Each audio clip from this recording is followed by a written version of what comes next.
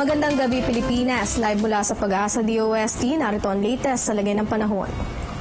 Ayon sa datos ng Pag-asa, humina ang Bagyong Lando na ngayon ay isa na lamang severe tropical storm. Huling namata ng Bagyong Lando sa layong 45 km west-southwest ng Lawag City, Ilocos Norte.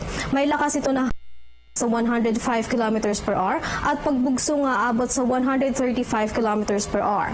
Ang Bagyong Lando ay may direksyong pa north-northeast sa bilis na 5 km per hour. Isa sa dahilan ang high pressure area na matatagpuan sa West Philippine Sea sa nagpapabagal sa pagkilos ng Bagyong Lando. Samantalang huling namataan sa layong 1,920 km east ng extreme northern Luzon ang Bagyong Champi na may mabagal na pagkilos sa direksyong Hilaga. Lumakas ang Bagyong Champi na may hangin aabot sa 160 km per hour at pagbugso na 195 km per hour. Makakaranas naman ng heavy to intense rainfall ang mga residenteng nasa loob ng 600 km diameters ng bagyo. Kaya't dapat lagi pa rin tayo maging alerto at handa sa possible landslide sa mga mabababang lugar.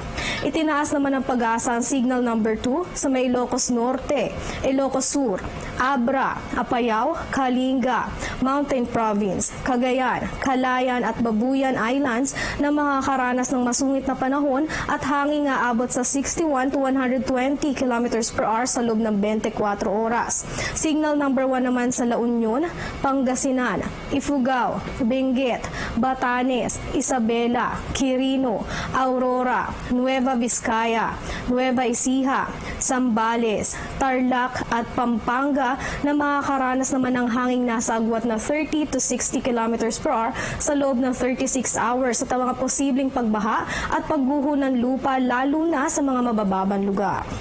Para naman sa lagay ng panahon ngayong gabi, umiiral pa rin ang northeast monsoon o hanging amihan na nakakaapekto rin sa Bagyong Lando.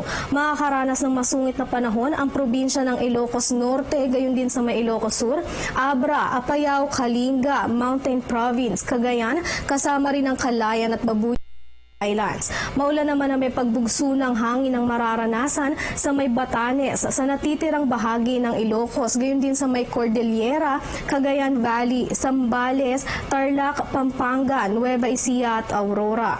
Light to moderate rains naman ang panahon dito sa may Metro Manila, gayon din sa natitirang bahagi ng Luzon at pati rin sa may Western Visayas at Zamboanga Peninsula.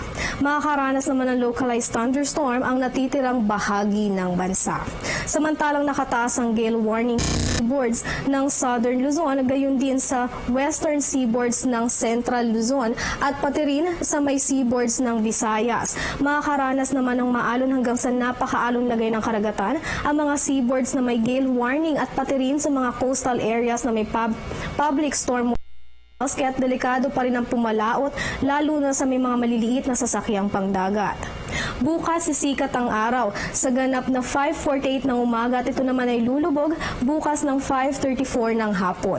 At yan ang latest sa lagay ng panahon. Manatiling nakatutok sa Panahon TV kung saan walang pinipiling panahon ang pagbibigay impormasyon. Ako po si Rachel Pelayo. Magandang gabi.